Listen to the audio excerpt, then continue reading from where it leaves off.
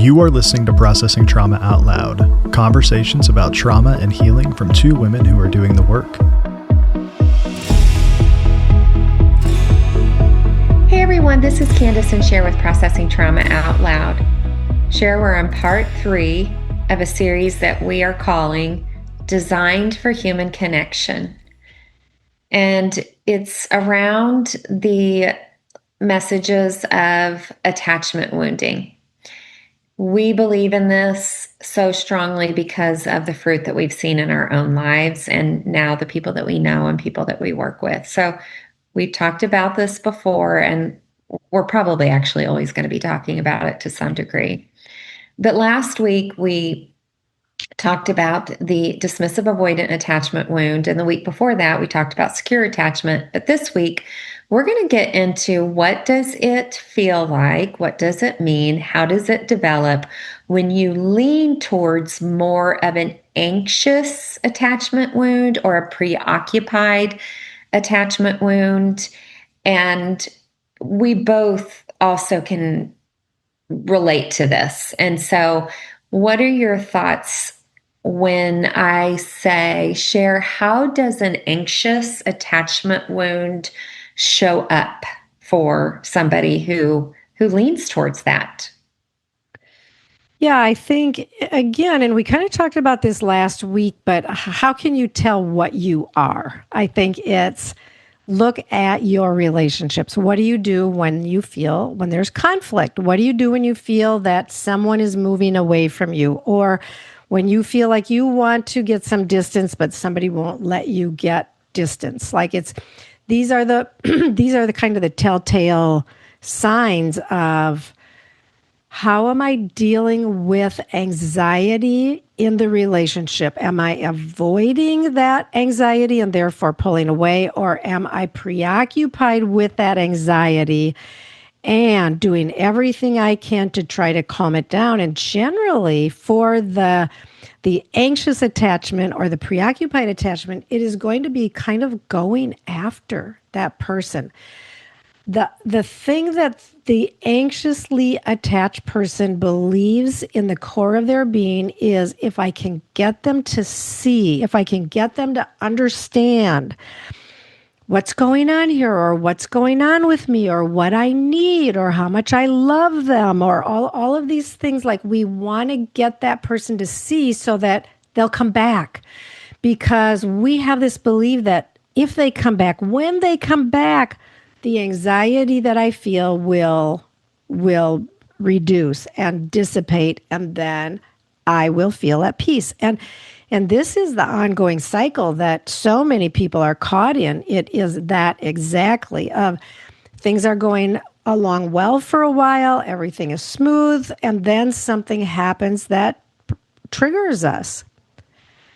And it might be conflict, it might be a feeling, it might be something we read, it might be something it might be a tone of voice. It can be the smallest, most subtle thing, often that we are not even aware of. And all of a sudden, boom, that anxiety goes up.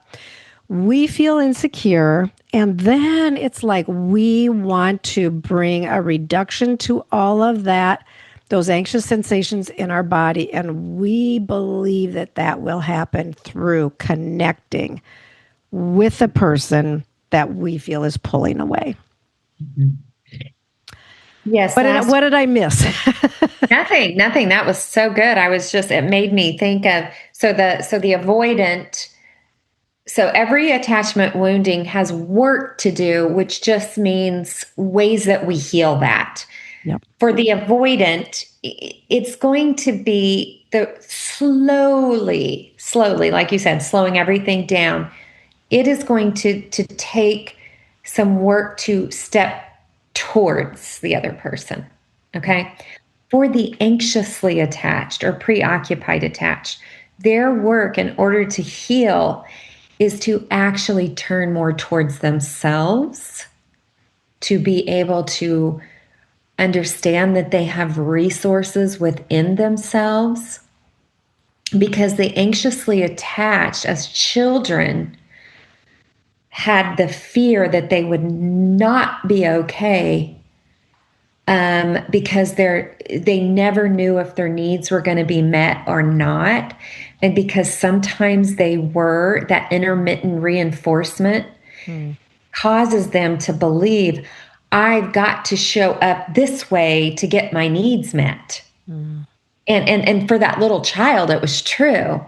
But for the adult, the anxious attached person, the wounding is what resources do I have within myself that I'm not outsourcing? I need this person to be okay. It's we need one another. We don't want to say we don't need each other. It's the way that we feel like that we need them. Yeah. It's to the level that we feel. So I lean towards anxious attachment and share when someone is in an avoidant attachment wound with me. I am not exaggerating when I say there is a level of fear that it's almost akin to death. Yeah. Like, I've used this word, it feels fatal. Yeah. Now I'm going to say it doesn't, I'm not there anymore. Yeah. It can knock on my door at times. But the healing that I've done is I know how to find the resources within myself in a way that I used to never be able to.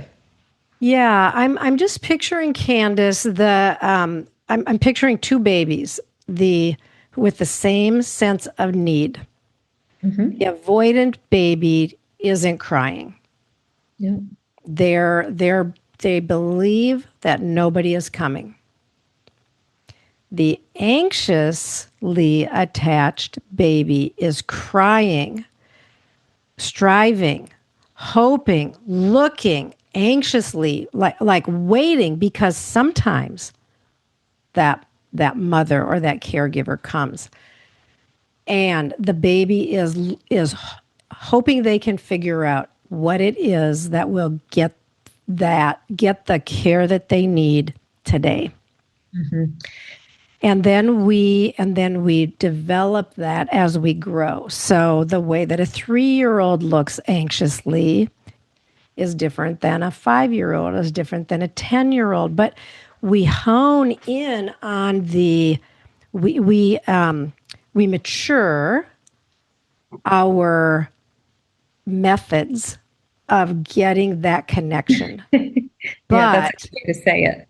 But it's still crying out for, please come and care for me. Please come and love me. Yeah, we try to dignify our coping behaviors, and some people do that very well. Some people never do. But what I want to focus on here is the compassion for the people who have been labeled attention seekers. And a lot of times underneath those attention seeking behaviors is the wounded child. Yeah. It is. Yeah. I can relate to this, and I can actually talk about it with, I'm going to just say, even zero shame. I had to get attention through extreme measures. Yeah. And there were times I got really good attention. It's why I'm fearful avoidant. Well, that's one reason. But mostly it's actually, let me take that back. That's not why I'm fearful avoidant. It's why I lean towards anxious, is because I did have really good connection at times. And so we feel compassion for that adult who is struggling to understand, why do I always feel like I'm too much? Why do I always feel like people can't handle the needs that I have? Yeah. Yeah. It's a painful place to be in. Yes, for sure. And the thing that is true for the fearful person is that they keep trying. they keep reaching, they keep hoping. So they will use their voice, or they will try to find ways to get that person to see them, to soothe them, to keep them safe and offer security, right? Like there's a lot of anxiety there, so you keep trying. And if you're close people in your life, if your partner or whoever it is that your best friend, whatever, because a lot of times this happens in friendships where the avoidant is connected with the anxious, but the anxious person will keep pursuing, and sometimes the more they pursue, the more the avoidant person will step away. And they go through these cycles over and over and over in the duration of the relationship. Mm-hmm. It's making me think, sometimes so if we don't, so like we haven't maybe studied this or been in a context where we're either being coached or counseling and we're getting the language, we're getting the understanding. Let's just say we're showing up, and historically, and I'm bringing this up because this does happen more than I would like to admit, but understanding this from a psychological perspective has historically not been okay. It's kind of like you were saying in our last episode, there was a time that needing counseling was taboo. Yeah. And so you're showing up and you're learning all this stuff, and you have to unlearn maybe what you have been taught or shown that was coming from people that maybe have meant well, but they, for whatever reason, and I'm just going to name it, and I have a dear friend who's a biblical counselor, and we've been having these conversations that any type of science gets rejected. And I'll throw in here right now, the more I've understood scientifically what's happening in our brains, the more fascinated I am with God. Yeah. Yeah. Well, he made our brains. Yes, he did. Yeah. Yeah. So this is relevant because we want to say, just like you ended our last episode with some musts, and this space has requiring so much compassion for the person that doesn't understand what's going on internally for them or externally in their relationships. Yeah. And again, we talk about this all the time. Story work, because when we go into our stories, we can understand why am I like this? What happened that caused me? Like once you understand why your little inner child is frantic at times with the need for connection, because you now know the story, you can connect and get closer to her and help her soothe in the moment. Like this is the work of IFS. Like this is another one of the things that we feel like people must do. You must find somebody who can begin to help you work with your parts. You must do the story work. The first time I shared a story, Kandace, and had the attunement within the context of a group, it absolutely changed my life.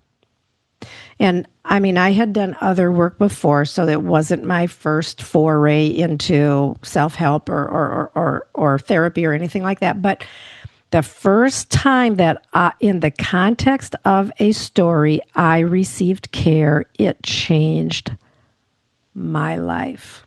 Mm-hmm. And that moment is embedded in my mind and in my body. And I think that once we begin to share our stories in a context of care, we can understand why we are anxiously or avoidantly attached, insecurely attached, and we can then begin to offer that self-care or reach toward good care with more confidence. So, and I will say that both IFS and story work, it's like, so what we must get is we must get the 4 S's. We must be seen and soothed. and safe and secure. And this comes through story work and through IFS work. Like, I don't honestly understand how a person can heal if we do not receive informed trauma care, because these places of wounding don't go away without it. Yeah, they don't go away with just age. I think it's funny. Okay, so I am an 8 on the Enneagram, and I have to just share this funny story in the context of your passion and using the word must. I actually know it's true, but I was talking to this other woman, she's an 8 on the Enneagram, and she said, man, sometimes Siri tells me what to do. It's the right thing to do. And what comes up in me is, don't boss me around. Don't tell me what to do. And the thing about it is, if you don't listen to Siri, you're Yeah. probably not going to end up where you need to go. Yeah. Okay. So I will rephrase this for all of the eights. I would love to invite you toward opening the door to IFS work. I would love to invite you toward, like, I'm using the word must because I do feel passionate about it. Well, it's the direction. But yes, we're offering it as invitation. And I actually want to offer one more must today. I'm sorry, one more. No, do it. I support your must share. One more invitation, and that is whatever our insecure attachment is, whichever direction we go. And I will say, I think this is pretty much across the board for people who have experienced childhood trauma. We have a very loud inner critic. This is one of the most hallmark characteristics of people who have complex PTSD, which just means you were in a context of PTSD that didn't end. It's not like it was a one moment in time thing, but it was ongoing trauma. And as a result of ongoing trauma, we develop complex PTSD. And one of the hallmarks is the inner critic that is very loud. And I will say another aspect that goes along with that are these automatic negative thoughts. Mm-hmm. Sometimes it's called ANTS, ANTS, automatic negative thoughts. And when we are bombarded constantly by the inner critic and by these thoughts that just take us down negative paths, it's hard. It goes back to that thing that I was saying earlier of we can't do what we can't do. And we cannot free ourselves from the inner critic. I don't believe. I needed help. I needed somebody where I could say, yeah, but I mean, if you only knew how bad I was, and then to have somebody say, okay, well, like, would you be able to tell me, like, give me a couple of examples of how bad you really are? I want to know. Ooh. But it was life-changing. Like when I could do that and the person could say, I can hold that share, like I'm not running away. Like, I will just tell you, Lori Proctor, there were times like I had to set up a session with, are you sure, Lori? Are you sure you want to go here? Are you sure that you can hold this? I don't want to make you sick. I don't want to, like, I had this fear that what I was going to share would be too much. And she had to literally assure me that she could hold and contain my story. And if it was too much for her, she had resources. And finally, I would say, okay, this, Lori, like, this is how bad I really am. And I could not undo that by myself. There was no way I would have ever been able to find myself out of those places without help. Yeah. Mm. Yes, I've heard you talk about that many times, and it always makes me think of, in IFS language, there are no bad parts, not even your inner critic. Yeah. Like, your inner critic was developed as a way to protect you, me, everyone who experienced complex childhood trauma, to say it has to be me. Yeah. It can't be my parent. Right. It can't be my caregiver. Like, it has to be something about me, because it actually helps the child have a little bit of feeling of control, Yeah. Survive. survive. Yeah. And so, just knowing that when you was showing up with Lori, it was that little girl that was saying, if you know how bad this is, actually how bad I am, you Yeah. will reject me too. Oh, 100%. And so, oof, yeah, I'm so glad that you have tended to that little girl. And I love when you show up and say, yep, this is where I'm at. This is what I need. What you got? I know. It's like radical transformation. Yeah. Yeah. Well, thank you for sharing that, friend, and just continuing. I hear the tenderness. I hear the gratitude. I hear the healing, and this is why we're doing this. Yeah. Yeah. It's This why is this is it's why right it's here. why we have and I'm going to say this. I think it's okay to say this. It's why I feel like I can say we must. Mhm. Yeah. Like it's non-negotiable. Like if I'll say to You- our listeners, if you want to heal, like do the things that are hard. We have to do some of the things that feel hard, because if we don't, we'll never be able to unravel the stuff that is just tangling us up and squeezing the breath out of us. Yeah. Yes, we must, and we don't have to do it alone. And so, what that looks like is it's the sharing of a burden. Yeah. So, your coach, your therapist is actually not taking your burden on. No. It is the sharing of it. I feel like I have a quote right now, but I don't know it that well, so I'm not going to say it. But it is like when you share a burden, it lightens the load. Yeah. And that's what unburdening Yeah. is that somebody else it will share it, not in the sense of taking it from you, but to help you be able to have access to who you truly are, to be able to tend to that little wounded space. Yeah.